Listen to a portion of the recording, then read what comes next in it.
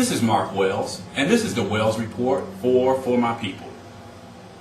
Over the past few months, there have been two high-profile incidents that I think are useful in analyzing the race question. The first was the murder of a black security guard at the Holocaust Museum in Washington, D.C. The second was the arrest of Harvard professor Henry Louis Gates. The first situation, the murder at the Holocaust Museum by white supremacist James Von Brunn, is dangerous for what wasn't immediately recognized. In today's America, many people believe that racism has all but disappeared. The problem with this way of thinking is that so many people associate racism with only the self-proclaimed white supremacists and groups like the KKK. And although these groups do still exist, the occasional blatant manifestation of racist hate has a secondary and perhaps less obvious effect. It allows the average citizen to see racism as only random acts of violence perpetuated by a few crazed maniacs, without noting how racism functions in the overall society. The real danger of the existence of a few self-proclaimed racists like Von Brunn is the guy who doesn't see himself as a racist and doesn't mind working with someone who doesn't look like him but doesn't want that person living in his neighborhood. Or the guy who admires the black athlete but doesn't want him to date or marry his daughter. In short, the existence of the blatant racist gives the undercover racist an escape route that allows them to downplay their own allegiances to racist sentiments and actions, as attention will always be focused on the extremist. In our so-called melting pot, one of the best mechanisms for gauging how people really feel about the race issue is the segregation of cities and neighborhoods across the country. A city like Detroit didn't become 85% black by accident. As Douglas Massey and Nancy Denton argued in their book American Apartheid, whites are more committed to open housing and residential integration in principle than in practice. In other words, although people will agree to fair housing in the abstract, the willingness to put this ideal in practice declines as more black folk move into a given neighborhood. In a survey, about 25% of whites said they would feel uncomfortable in a neighborhood in which 8% of the residents were black. When the black presence reaches 21%, half of all the whites surveyed would not move into that neighborhood. 42% would feel uncomfortable, and 24% would start making plans to leave the area. The vast majority of people who move when minorities move in are not card-carrying members of any white supremacist organization. American Apartheid also exists with the tacit support of a housing industry that steers African Americans away from certain neighborhoods. A few months back, the NAACP filed a lawsuit which showed that during the mortgage crisis, African Americans were disproportionately steered into subprime mortgages, even when they had similar credit scores, income, and down payments as prospective white homeowners. The Henry Louis Gates situation simply reiterates the disregard and disrespect that many middle and upper class African Americans continue to experience in a society that continues to believe that we are all treated alike.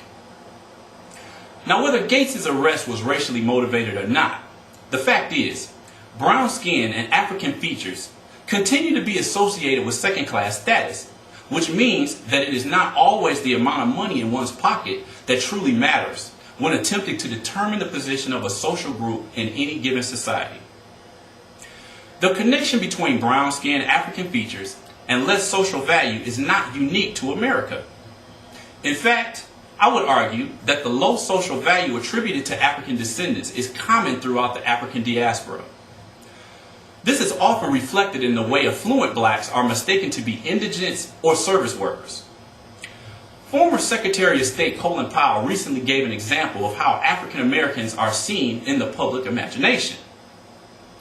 At a time when he was President Ronald Reagan's national security advisor, Powell patiently waited for a guest at an airport. It wasn't until he actually asked if the guest had arrived that someone realized that Powell was actually the person they were looking for. As Powell realized, in the mind of his guest, it was inconceivable that a black guy could be the national security advisor. This is not an isolated incident. Jesse Jackson, a well-known African American civil rights activist, has been mistaken for a hotel doorman. Lawrence Otis Graham, African-American attorney and author, has been mistaken for a restaurant worker. Ryan Robertson was arrested on his way to taking exams at Harvard University in 2003 when a police officer questioned if Robertson was the owner of his BMW. These types of situations are also common in Brazil. Alexander Pires is a popular Brazilian singer, but he remembers driving his Porsche in his hometown of Uberlândia and having a white driver pull up next to him and ask if he was washing the car for the owner. Luis Claudio Hausa is an Afro-Brazilian engineer and vice president of the Brazilian branch of telecommunications company Lucent Technologies, yet he is consistently mistaken for a security guard or chauffeur. Regio Silva Jr. is a prominent Afro-Brazilian lawyer, but flight attendants always speak to Silva in English aboard Brazilian flights because they assume that any black man flying in Brazil must be an American. Race relations in Brazil are perhaps the model for which race relations in America are becoming. Citizens in both countries often associate racist behavior only with acts of extremism, thus negating their own prejudicial sentiments, which may or may not be as blatant or obvious. The situation of Henry Louis Gates and American reactions to it is important for a few reasons. One, whether this incident was a clear case of racial profiling or not, it is a classic representation of the experiences of thousands of African descendants throughout the world. And two, the Gates situation, like the O.J. Simpson verdict 15 years ago, shows that America remains as divided as it has ever been regarding the issue of race. This is Mark Wells, and this has been the Wells Report for My People. Hi, springtime is home improvement time, and I'm here from All Home Improvement to solve your repair needs.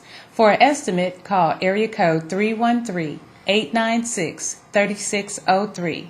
Again, area code 313-896-3603. There are 3 basic necessities every business needs: a business plan, a bookkeeper, and a website. Call Project Bait for all 3. Call 313-871-3333. That's 313-871-3333. When I'm riding the D-Dot buses or going through the halls of the Detroit Public Library, people frequently walk up to me and give me their feedback about For My People. But if you don't see me or some of our other hosts on the streets, you can still send us your feedback. Send it to projectbait@att.net. That's projectbait@att.net. If you are in business, you should promote your business in the Metro Business Information Guide.